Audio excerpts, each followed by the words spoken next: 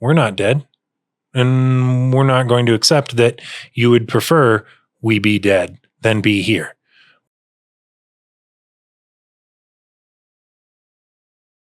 All right, welcome back. We are talking about disability culture today. When are we not talking about disability culture on Growth Rings? But the real question I want to get to is, we be dead. David, is disability culture even a real thing, or is that just some sort of philosophical or academic thing that you're trying to push down our throats? I want to suggest disability culture is very real. Disability culture is how we as disabled people relate to one another and how the rest of the world relates to us. Disability culture is defined, I think, by our rejection of convention. Our bodies and minds don't work the way that those who are currently in power want bodies and minds to work. So we reject their definitions of what is good, what is valuable, and we construct our own. We say everybody is valuable. We say that my brain is just fine. My brain works great. It actually works better than your brain in some ways. And your brain works better than mine in some ways. And Usain Bolt runs way better than I do. I run worse than most people. But there are some people who don't run at all, and they run worse than me.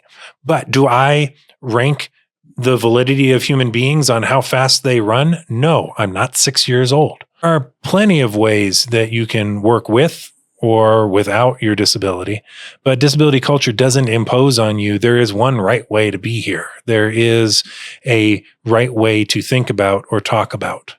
Now, are there fights in the disability community about identity and the right way to show up? Sure. But I think at its core, disability culture rejects the dominant culture applying on us. This is the right way to be. And if you want to lean with identity first language and say you are a disabled person, that's great.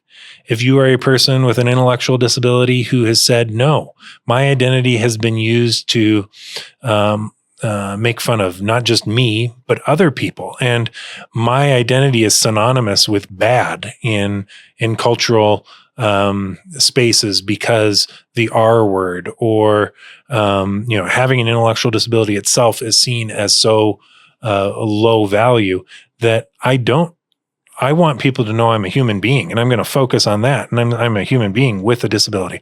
I'm not going to begrudge you that. Go with people first language. But the dominant culture better not be the ones imposing this is the way to talk about disability. This is the way to divide people. The people on this side of the bell curve, we're going to say, are this way, and the people on this side of the bell curve are this way, and the people here in the middle are great. And it's like we reject all of that. We reject your bell curve to begin with, and we question why you need it, and can trace a lot of your desire to classify and divide as a means of control. We reject it as a means of imparting passively and sometimes actively eugenic ideas around who is valuable and who should be part of our community and who should not, who should be rejected into institutions, who should be allowed to live in my neighborhood and who should not. That's what dominant culture uses disability for. And says you are morally worthy of having this government benefit or being paid out this insurance claim that you've paid into your entire life. We will allow it because you have jumped through the hoops we allow. Disability culture may accept that those things are political and legal realities, but rejects those as being the measures of value of human beings.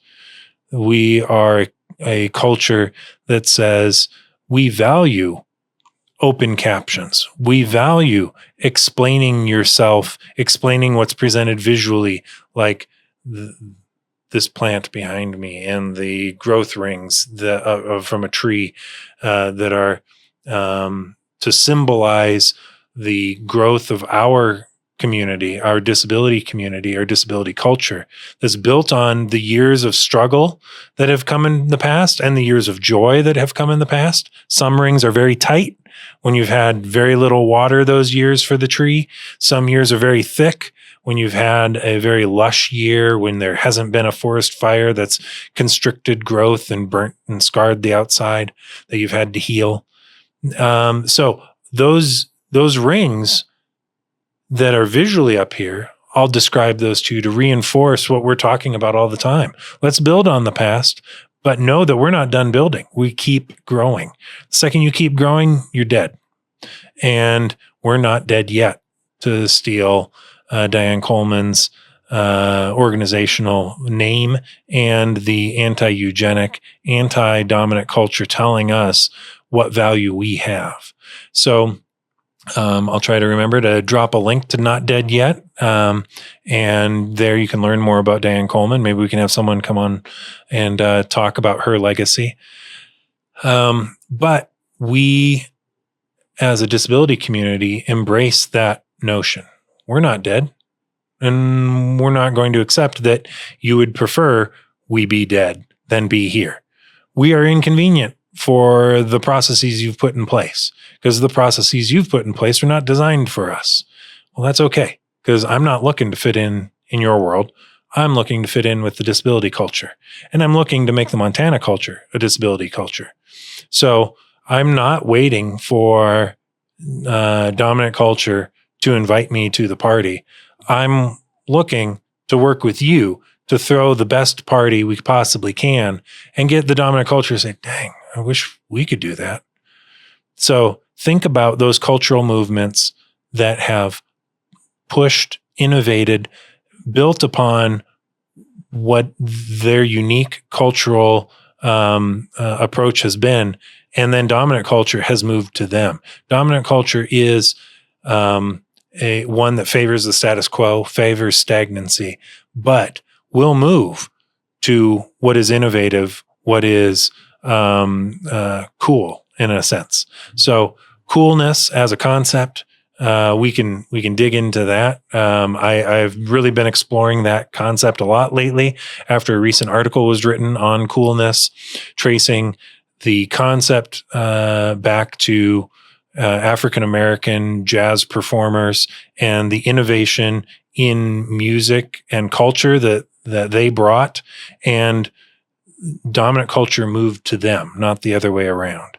And from that, we get hip hop culture. From that, we get commerce trying to build and extract money from jazz and hip hop and the cultural icons of the past half century. We can see that commerce and dominant culture will follow where the community sees value. So let's be less worried about how dominant culture is seeing disability. Let's build disability culture together based on the disability culture we have now that has been handed to us by giants. We can continue to work on pushing that forward here in Montana and get Montana culture to say, we want to be a part of that. We see what they are doing in the disability community, the broad tent that ranges from sensory disabilities to intellectual disabilities to mental illness to neurodivergence to physical disabilities to young people and older people and middle-aged people and parents and people with no kids and people who have very little money and people who are extremely affluent. We are all a part of the disability community, and they throw a damn good party. We want to be a part of that. We want to be a part of that disability culture. That's when Montana culture will be disability culture. When disability culture is so strong, so proud of itself that Montana culture says, I wish I could be that proud of myself. And we'll get there. And we'll get there because we're having these conversations. We'll get there because you join in the comments below, or you join me here in the mic I have sitting next to me, or you just want to sit down and have some coffee with me at your local coffee shop in Boulder, your local coffee shop in Lewistown. I'll come meet you. We'll talk. We'll build culture. We'll work together on how do we build disability culture in Boulder? How do we build disability culture in Lewistown?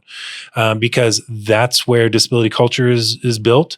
It's built here in a virtual space that is accessible to many people with disabilities, and it is built in a low-tech human sized space in real life too, that is accessible to different people in different ways. Disability culture doesn't say there's one right way to get together. It says we value everybody. And if that's the way you show up, that's the way I'm going to show up to reciprocate and to join you, because I can't expect you to conform to me. That's the way dominant culture does it. It says, this is what I have to offer. If you like it, come here. This is what I have to offer. If you like it, you can come here or I can come to you. That's disability culture. And I'd love to join you wherever you're at, or have you come join me here. So thanks again. Hey, this is a perfect time to subscribe to the podcast. Just click below and you'll get notified when we have new updates. And of course, share with your friends, text them, social, however you can get the word out. And you can also subscribe to our Substack. That's where you'll get more material, go deeper dives, written and additional video and audio will be displayed there. So please join the Growth Rings family. Subscribe here and subscribe on Substack. Thanks.